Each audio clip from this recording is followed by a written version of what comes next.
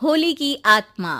बचपन से शहर में रहने वाला मनोज इस साल होली की छुट्टियों में अपने गांव दुर्गापुर वापस आता है, जहां उसे देख पूरा गांव खुशी से झूम उठता है। जब गया था तब इतना सा था और अब देखो कितना बड़ा हो गया है। हाँ सरपंच जी, जब मैं गया था तब आप भी बहुत जवान थे और अब देखो कितने बूढ़े हो गए हैं आप। चलो चलो बढ़िया है। बच्चा घर वापस आ गया। इसी खुशी में आज रात पार्टी होगी। क्या बात है, गांव में भी पार्टियां होने लगी।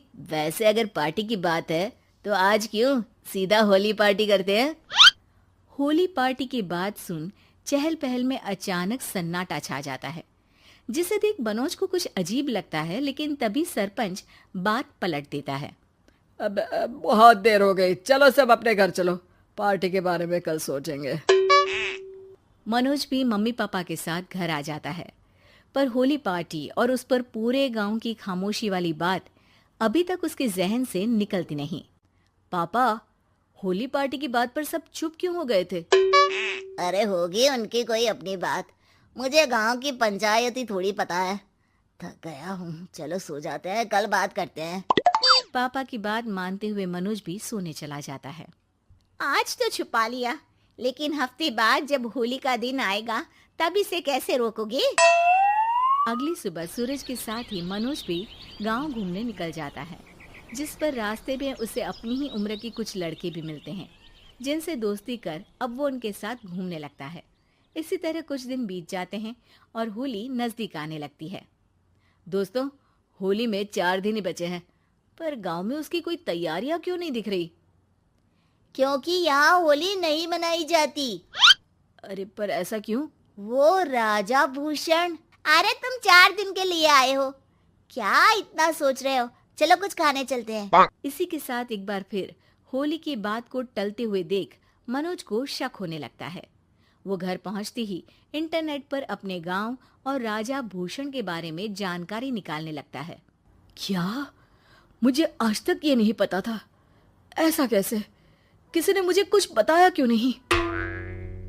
सारी जानकारी लेने के बाद मनोज गांव वालों या अपने मम्मी पापा से कुछ पूछे बिना खुद ही उसकी सच्चाई के बारे में छानबीन करने लगता है, जिसके चलते वो राजा भूषण की हवेली में पहुंचता है।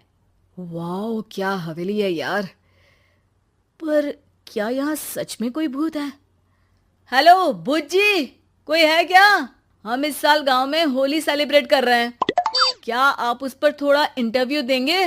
मनोज के ऐसा बोलते ही गांव में तूफान उठ जाता है और हवेली में रखी सारी चीजें हिलने लगती है।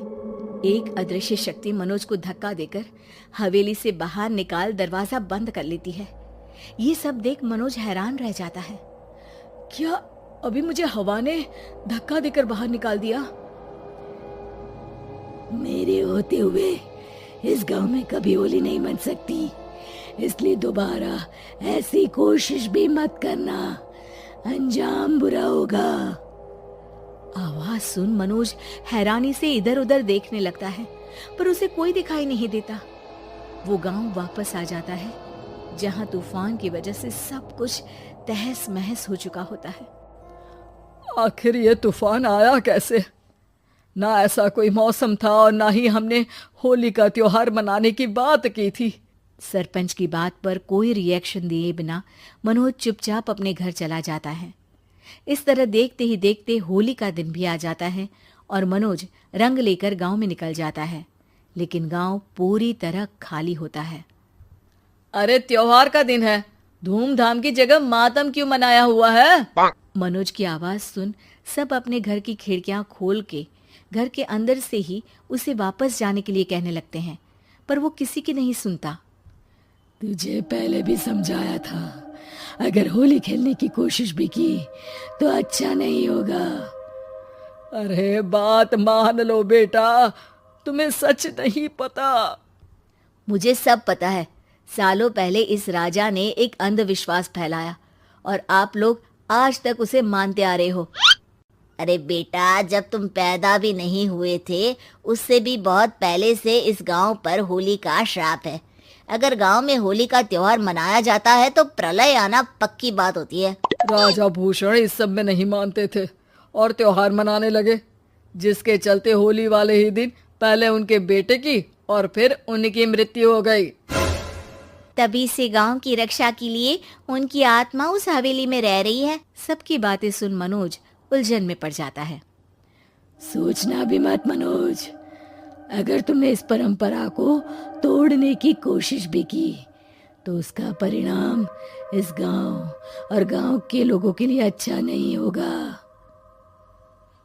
मुझे भी यकीन नहीं हो रहा कि आप लोग एक बेतुकी बात को मानकर सालों से रंगों के त्योहार को मातम की तरह मनाते आ रहे हो। मनोज किसी की कोई बात ना मानते हुए पूरे गांव में रंग बिखेर देता है, जिसके तुरंत बाद वहां तूफान के साथ बिजलियां गरजने लगती है। अचानक मौसम में ऐसा बदलाव देख जहां मनोज कंफ्यूजन में आ जाता है, वहीं गांव वाले डर से सहम जाते हैं।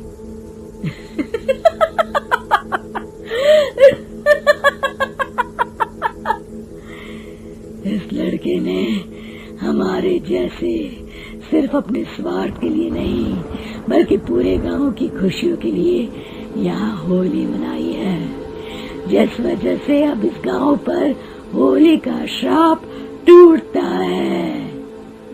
ऐसा बोलकर राजा का भूत वहां से गायब हो जाता है, जिसके बाद गांव के लोग धूमधाम से होली मनाते हैं।